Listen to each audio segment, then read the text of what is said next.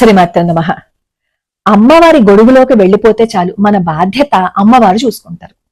నమ్మి ఒకసారి అమ్మవారి పాదాలు పట్టుకుంటే జీవితంలో మనం వెనక్కి తిరిగి చూడవలసిన అవసరం లేదు. నేను సర్వమంగళ అమ్మవారి ఆలయం గురించి తరచుగా చెప్తుంటాను కదా, అక్కడ మీరు అభిషేకం చేయించుకోండి. ఎందుకంటే పైన రుద్రయంత్రం ఉంది. రుద్రయంత్రం కింద ఉన్న స్ఫటికలింగానికి ఒకసారి అభిషేకం చేస్తే 1000 సార్లు అభిషేకం చేసిన ఫలితం వస్తుంది. అందులో అక్కడ నియమ నిష్టలతో ఎంత శ్రద్ధగా చేస్తారు అంటే నేను మాటల్లో చెప్పలేను.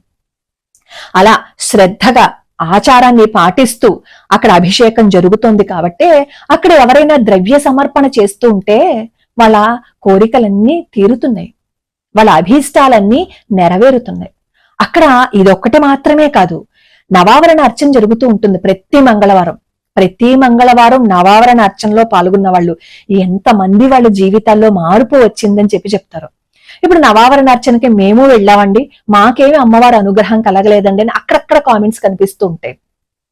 మనం నవావరణ అర్చనకి వెళ్తూ ఉంటాం. నేను మొన్న కూడా నవావరణ అర్చనకి వెళ్ళినప్పుడు అసలు అనకూడదు ఇలాగా, కొంతమంది ఆ నవావరణ అర్చన జరుగుతున్నప్పుడు మన దృష్టి అంతా అమ్మవారి మీద కాకుండా ఆ పక్కన వాళ్ళతో మాట్లాడుకోవడమో లేదు అంటే ఫోన్స్ చూసుకోవడమో చేస్తూ ఉంటారు. మనం అక్కడికి ఎందుకు వచ్చాం? అమ్మవారిని అడగడానికే కదా, అమ్మవారి పాదాలు పట్టుకోవడానికే కదా. మరి అంత భక్తిగా, అంత శ్రద్ధగా, అంత దూరం నుంచి వచ్చినప్పుడు మనం అమ్మవారి సమక్షంలో ఎలా ఉండాలి? అలా ఉంటే కదా అమ్మవారి అనుగ్రహం మనకి కలుగుతుంది. అలా వచ్చి నమ్మి అమ్మవారి పాదాలు పట్టుకున్న ప్రతి ఒక్కరికి అమ్మవారి అనుగ్రహం ఉంది. ఎంతమంది నాకు కామెంట్ లో చెప్తూ ఉంటారు. మొన్న ఈ మధ్యనే ఒక ఆయన సర్వమంగళ అమ్మవారి ఆలయానికి వచ్చి ఆయన జీవితంలో జరిగిన అద్భుతాన్ని చెప్పారు.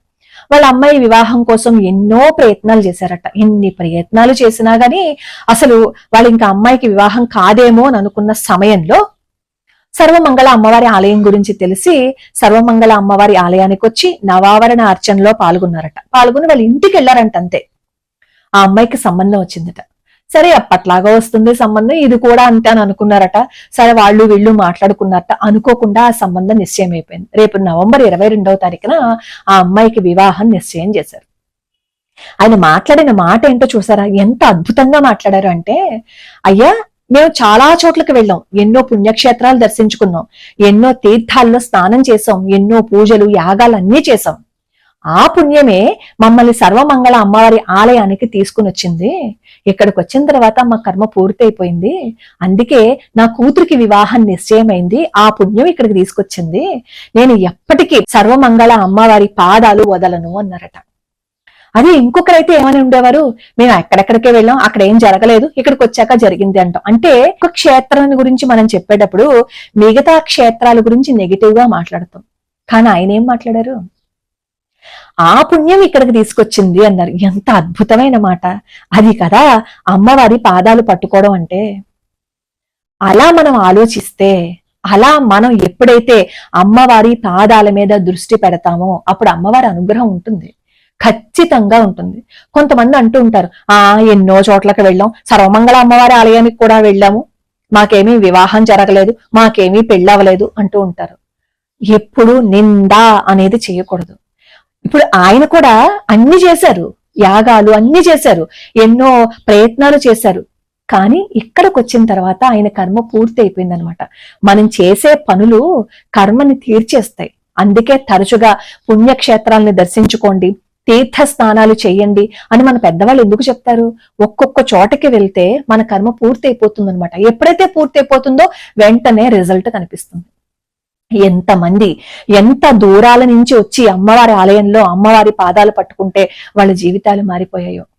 సంతానం లేని వాళ్ళు కూడా, వాళ్ళకి సంతానం, వాళ్ళ పిల్లలకి సంతానం కలగకపోతే అక్కడ మొక్కుకుంటే నవావరణ అర్చనలో భక్తిగా శ్రద్ధగా అమ్మ మొత్తం నీకే వదిలిపెట్టేశానమ్మా అంటూ అమ్మవారి పాదాలు పట్టుకుని ప్రతి నిత్యము సర్వమంగళ అమ్మవారి అష్టోత్తరం చేసుకుంటూ ఇంట్లో అమ్మవారి పాదాలు పట్టుకుంటూ ధర్మం తప్పకుండా వాళ్ళు సత్యాన్ని పాటిస్తూ ఉన్నారు.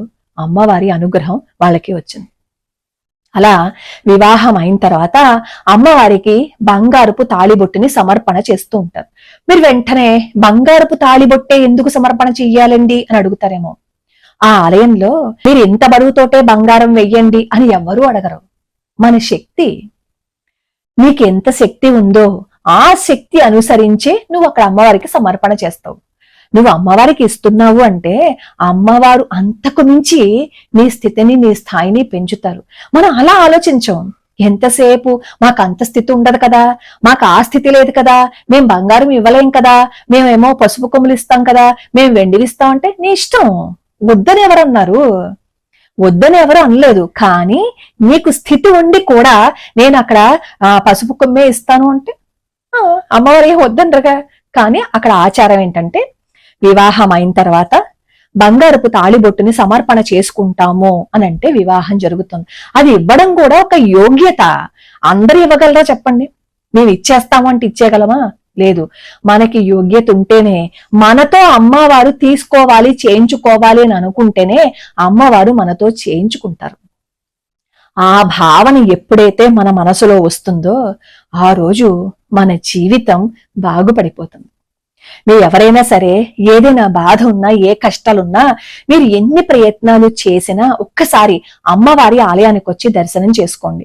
ఆ నవావరణ అర్చనలో పాల్గొనండి. ఆ పాల్గొంటున్నప్పుడు కూడా ఏదో తూతూ మంత్రంగా మా కోరిక తీరిపోవడానికి అక్కడికి వచ్చేసాం కదా, ఎప్పుడు వెళ్ళిపోతాం, ఎప్పుడు పూజ అయిపోతుంది అని కాదు వెళ్ళిపోవడం. అక్కడికి వచ్చి కూర్చుని మీరు అమ్మవారిని అలా చూస్తూ అమ్మా దయ చూపించమ్మా, అమ్మా అనుగ్రహాన్ని చూపించమ్మా అంటే ఎందుకు చూపించదు? అమ్మవారు ఖచ్చితంగా మన మీద వర్షాన్ని కురిపిస్తారు. అమ్మ అనుగ్రహము అనే వర్షాన్ని మన మీద కురిపిస్తారు. మీరు ఎవరైనా వెళ్ళాలి అని అనుకుంటే సర్వమంగళ అమ్మవారి ఆలయానికి తాడేపల్లిగూడెం చిన్న వంతెన, ఏలూరు రోడ్డు అన్నమాట, అక్కడ ఉంది. సాయంత్రం 5:30 కల్లా మంగళవారం నాడు అక్కడ ఉంటే మీరు నవావరణ అర్చనలో పాల్గొనొచ్చు. ఈ మాస శివరాత్రికి సంబంధించి అభిషేకాల కోసం ప్రతి నెల మాస శివరాత్రికి నేను కమ్యూనిటీ పోస్ట్ పెడుతున్నాను. మాస శివరాత్రికి అభిషేకం చేయించుకోవాలి అని అనుకుంటే 201 రూపాయలు.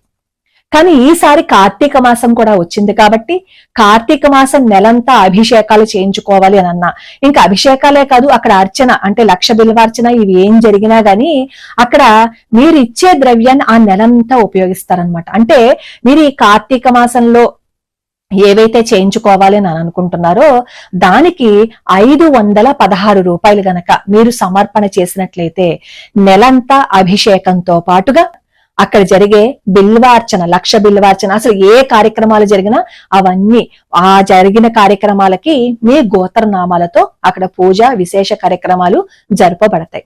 నేను కమ్యూనిటీ పోస్ట్ లో మీకు స్కాను ఇస్తాను, ఫోన్ నెంబర్ కూడా ఇస్తాను, ఒకసారి చూడండి. అలాగే ఈ వీడియో కింద కూడా కామెంట్ లో నేను పిన్ చేసి పెడతాను. ఆ నెంబర్ కి మీరు ద్రవ్యాన్ని పంపించవచ్చు. ఒకవేళ ద్రవ్యాన్ని పంపించడానికి మీకు అది ఆ సర్వర్ ఏమైనా డౌన్ అయినా పంపించడానికి మీకు వీలు కుదరకపోయినా స్కాన్ చేయండి. స్కాన్ చేస్తే మీకు అక్కడ పూజ జరుగుతుంది. వన్స్ మీ గోత్రనామాలు అందులో నమోదు చేసుకుంటే అక్కడ పూజ జరిగి తీరుతుంది. అలాగే ఇంకొక అద్భుతం చెప్పాలి. ఈ సర్వమంగళ అమ్మవారి ఆలయం గురించి నేను తరచుగా చెప్తున్నప్పుడు శ్రీ రామం గారి గురించి కూడా చెప్తూ ఉంటాను కదా. మొన్న కూడా నేను కమ్యూనిటీ పోస్ట్ పెట్టాను. రాజమండ్రి వాస్తవ్యులు ఒక 10 లక్షల రూపాయలు ఈ ముముక్షు భవనానికి సమర్పణ చేశారు అని. అది ఆయన ఎందుకు చేశారో తెలుసా? ఆయనకి ఏదో ఒక సమస్య వచ్చిందిట. ఆ సమస్య అసలు ఇంకా తీరదు, ఆ సమస్య నుంచి బయటపడాలి అని అనుకుంటే చాలా ఖర్చు అవుతుంది అని చెప్పి ఆయనకు తెలిసింది. అప్పుడు శ్రీ రామం గారి దగ్గరికి వచ్చి ఆయనకు వచ్చిన సమస్య అని చెప్తే అరుణ పారాయణం చేయించుకున్నారట. రామంగారాయణ అక్కడ సర్వమంగళ అమ్మవారి ఆలయంలో చేసే తీర్థాన్ని ఆయనకి ఇచ్చిన తర్వాత ఆయనకు వచ్చిన సమస్య ఎలా పోయింది అనేది కూడా తెలియదు. అప్పుడు అమ్మవారి మీద అత్యంత ప్రేమతో భక్తితో అమ్మవారికి సమర్పణ చేశారు ఆ ముముక్షు భవనం నిర్మాణం కోసం. అది నిజంగా అద్భుతం కాదు అంటారా చెప్పండి? సర్వమంగళ అమ్మవారి ఆలయంలో మీరు పంపించిన ప్రతి రూపాయి ఎందుకు ఉపయోగపడుతుందో తెలుసా? గోసేవకి, వేద విద్యార్థుల పోషణకి, సంరక్షణకి ఉపయోగపడుతుంది. ఒక వేద విద్యార్థిని మనం పోషిస్తే మన తరతరాలు ఎంత అభివృద్ధిలో ఉంటాయో తెలుసా? ఎంత ఉన్నతి స్థితిలో ఉంటాయో తెలుసా మీకు? మీకు వీలుంటే అక్కడ ద్రవ్య సమర్పణ చేయడంతో పాటుగా అక్కడ ముముక్షు భవనం దాదాపుగా పూర్తవ వస్తుంది. రేపు 31వ తారీఖున గృహప్రవేశం జరగబోతోంది. కాబట్టి మీరెవరైనా అక్కడ గో సంరక్షణ చెయ్యాలి అని అనుకున్నా, వేద విద్యార్థులకి ఏవైనా మీరు చెయ్యాలి అని అనుకున్నా, వేద విద్యార్థులకి ఎవరైనా ఒక రోజున ద్రవ్యాన్ని సమర్పణ చెయ్యాలి అని అనుకున్నా, ఒకసారి శంకర మఠం సభ్యులకి ఒకసారి ఫోన్ చేస్తే మీకు అన్ని వివరాలని చెప్తారు. మనం ఎన్నో ఖర్చు పెట్టుకుంటూ ఉంటాం, కానీ మన తరతరాలకి సరిపోయే పుణ్యాన్ని కూడా మనం తెచ్చి అక్కడ పెట్టాము అని అనుకోండి, మనకి తెలియకుండా ఏవైనా వస్తే అవన్నీ అమ్మవారి అనుగ్రహం వల్ల పోతాయి. ఇది సత్యం తెలుసా? పరమాచార్య స్వామి వారు ఒకసారి దివిసీమ ఉప్పెన వచ్చినప్పుడు అక్కడికి వెళ్తారు. ఆత్మల ఘోష ఆయనకి వినిపిస్తూ ఉంటే పరమాచార్య స్వామి వారు అక్కడ చెప్పిన మాట ఏంటంటే తెలుసా? తొందరగా ఇక్కడ వేద పాఠశాలని నిర్మించండి, ఇక్కడ వేద ఘోష జరగాలి, వేద పారాయణ జరగాలి అని. అప్పుడు అక్కడ వాళ్ళు గబగబా ఆ వేద పాఠశాల ఏర్పాట్లు చేశారు.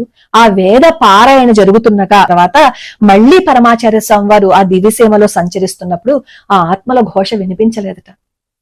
ఎక్కడైతే వేద పారాయణ జరుగుతుందో, ఎవరైతే వేద పారాయణకి, గోసేవకి, వేద విద్యార్థుల సంరక్షణకి ద్రవ్యాన్ని ఇస్తారో వాళ్ళ తరతరాలకి ఆ పుణ్యం వెనకాలే వస్తుంది. మనం చేసిన తప్పులకి, మనం చేసిన పొరపాట్లకి మన పాపం మన వెనకాల ఎలా వస్తుందో తరతరాలుగా మనం చేసిన పుణ్యం కూడా అలాగే కాపాడబడుతుంది.